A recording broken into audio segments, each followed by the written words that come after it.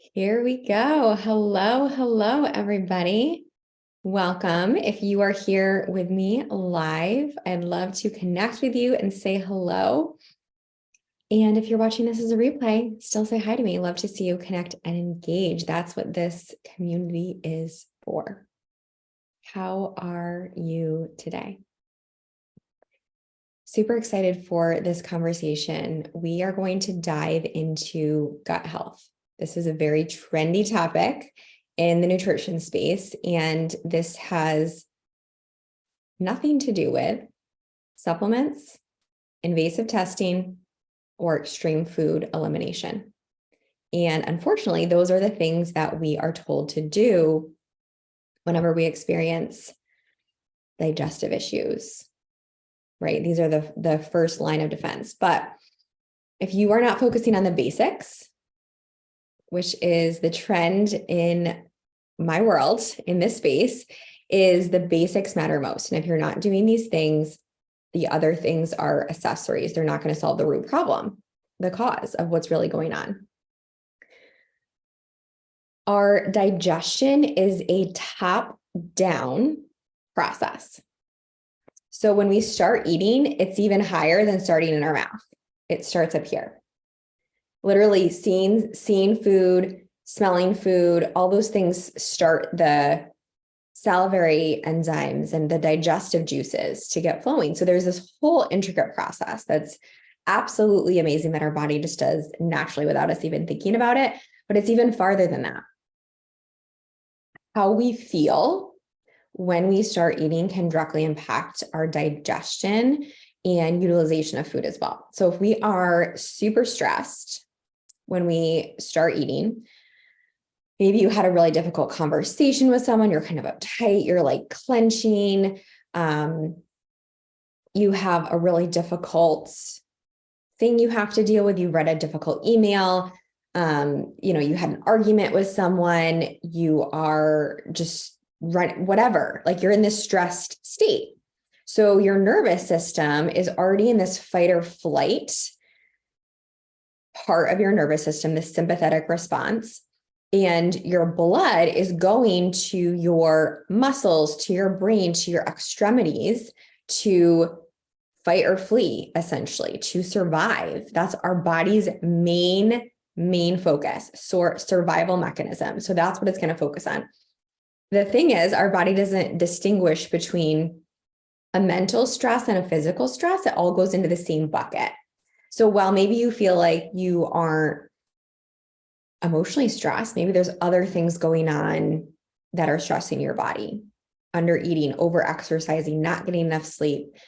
All these other areas are stressors on our body too. So we have to look at all the pieces in the big picture of digestion. So if you are noticing that, you're super constipated, this can also be related to, again, under eating or being super stressed. So your blood is not going into your stomach and your organs to really move and create that peristalsis effect of rest and digest, moving the food through your body in an effective way. So your stomach hurts, or, that's why it's like gas, bloating, or you have loose stools, diarrhea, and that can also be like that upregulated state. Caffeine can also do that to us. So how you are feeling when you enter a meal can be so important with how you feel when you're eating and when you finish your meal. Now, I understand that it's not always going to be the most ideal space and time that you are eating, but if you recognize in your day that majority of the time you are completely distracted or stressed or not relaxed when you're eating, you're standing, you're walking, you're doing 10 other things at the same time, this could be an area of opportunity that you can be mindful of, even just one meal to start with. What one meal can you start to be more slow and intentional? The things that shift when I see my clients start to make breakfast a priority and create this meal more intentionally within their morning, it's amazing the difference that they feel when they go into their day, not only with digestion, but with blood sugar, energy, mood, all the things. So that is one of the areas, how you are eating your meals.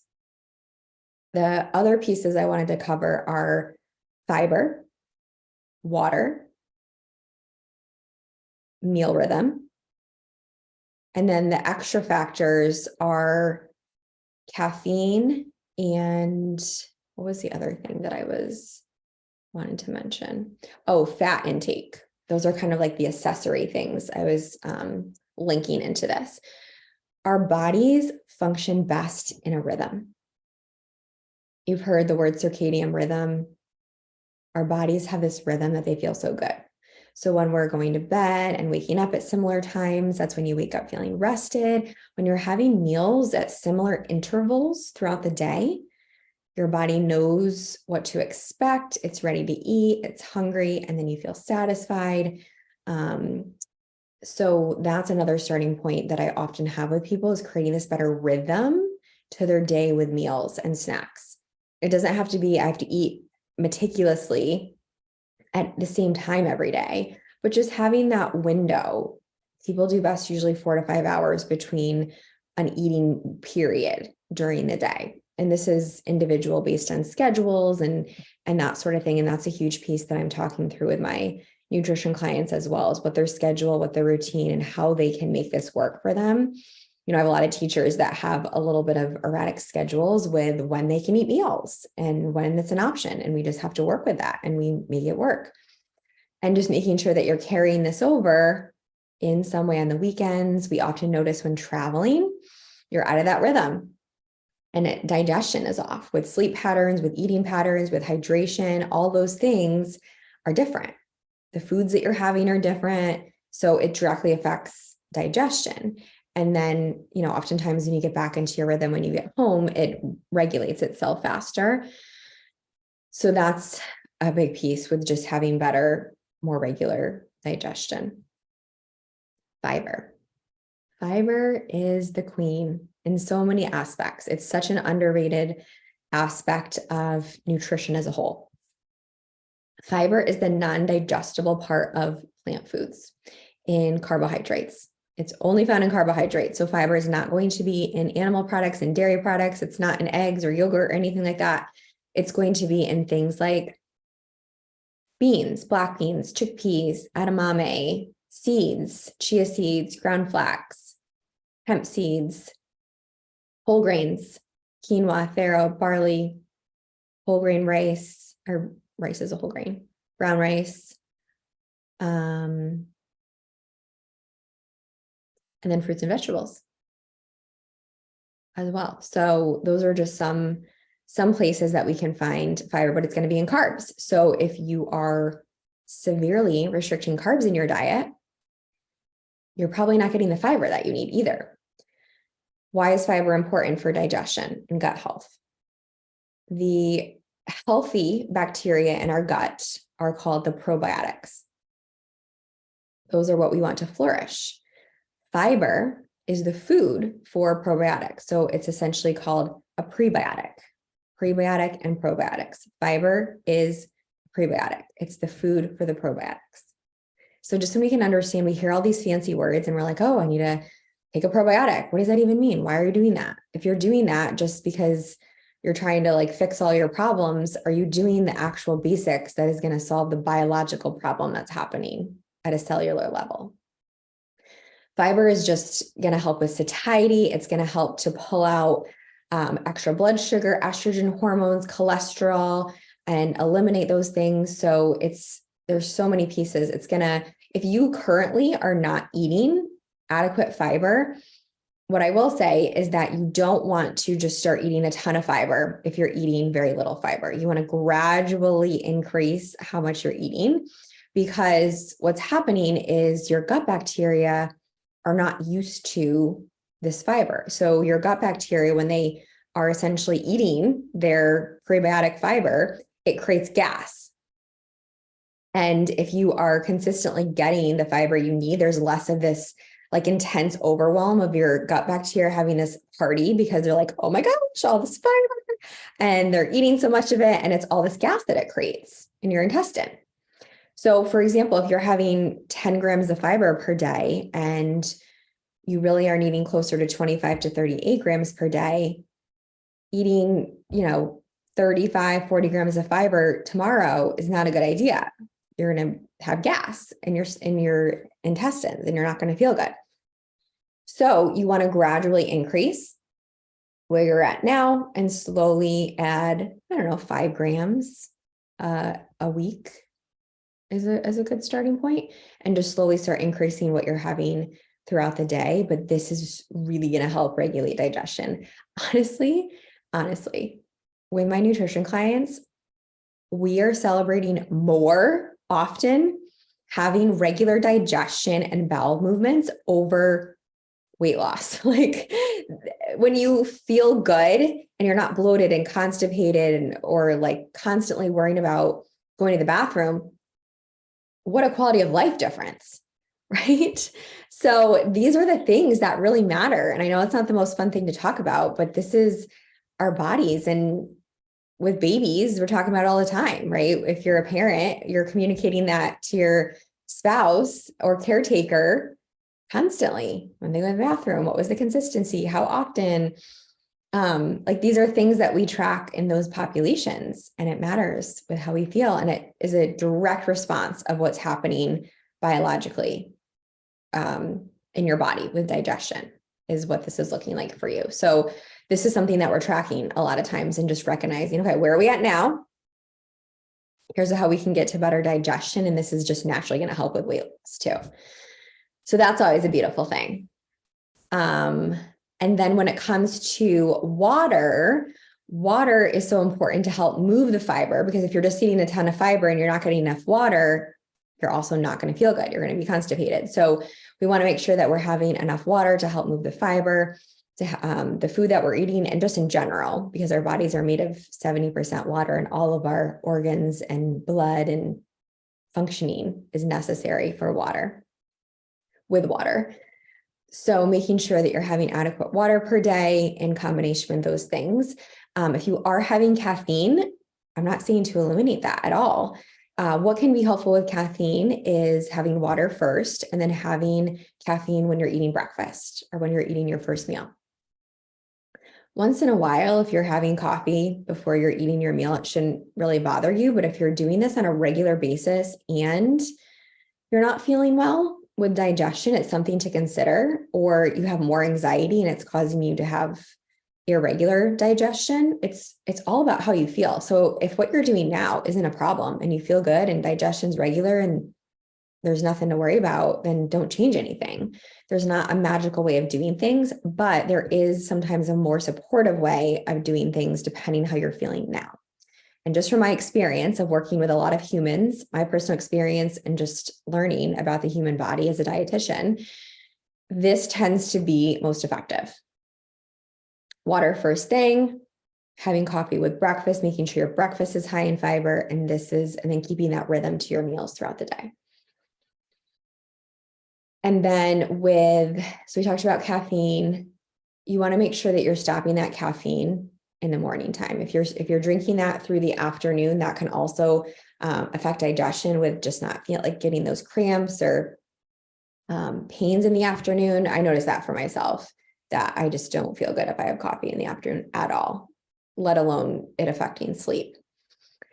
And then with fat intake, so saturated fats, fat in general is slower digesting than carbs and protein.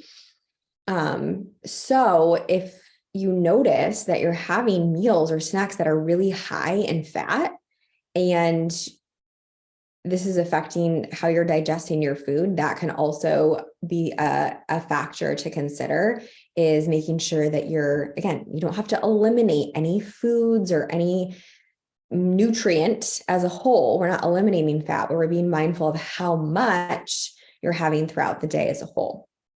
And this is where the journaling piece, I call it journaling, but you can call it, food tracking or tracking your food, tracking your water, tracking fiber, because otherwise you're literally guessing around, I don't know how much fiber I get. I don't know how much water I get. I don't know how much fat I get, but I don't feel good. And my digestion's off and I don't know what time I eat meals. And this is very common. Honestly, most people that I work with in the beginning don't really know these things.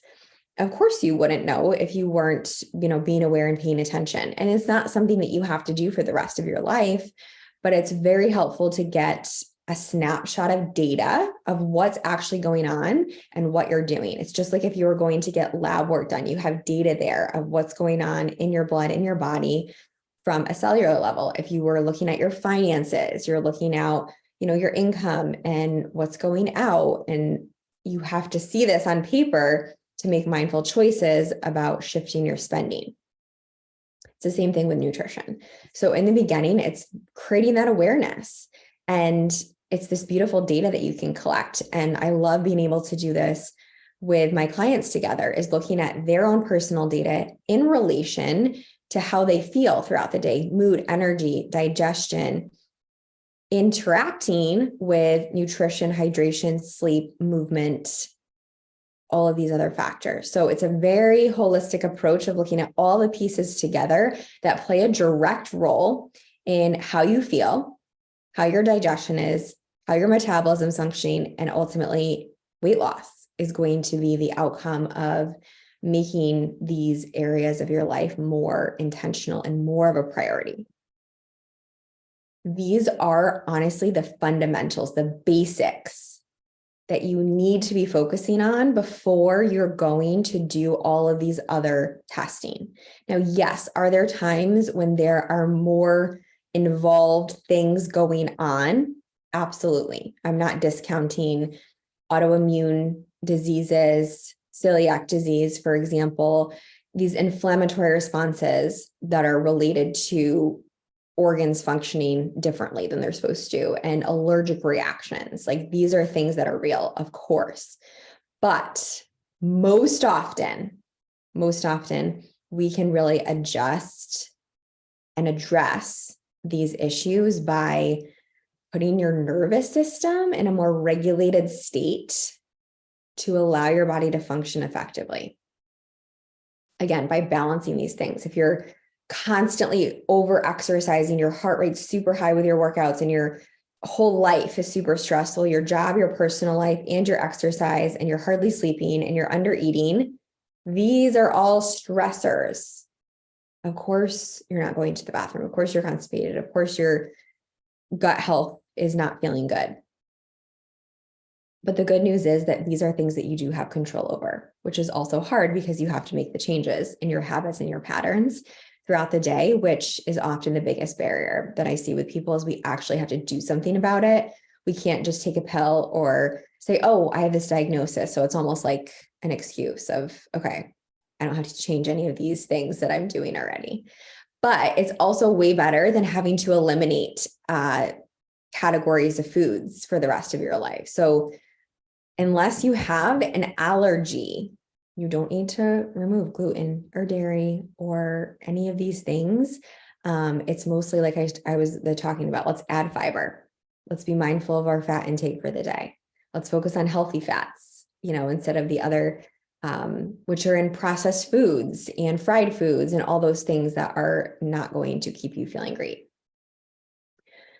So I hope that was helpful. I know there is so much information we just hear all these trendy words and we get so just fearful, which is unfortunate, of, oh my gosh, I need to do this and I need to get this test. And honestly, what are the things that you can start with that are the most basic fundamental level to get yourself feeling better? And time again, I am seeing this change so much for the humans I work with and myself. So that is what I have for you today. I hope that was impactful. Let me know what you are focusing on. What did you learn? What was a new tip that you learned? And if there's anything that I can do to support you, I am here for you. That's what this community is for. Send me a message, comment here. I do have various levels that we can work together with private coaching or some of my other programs as well. So if you have any questions, just message me personally. And I look forward to seeing you all soon. Have a good rest of your day. Bye-bye.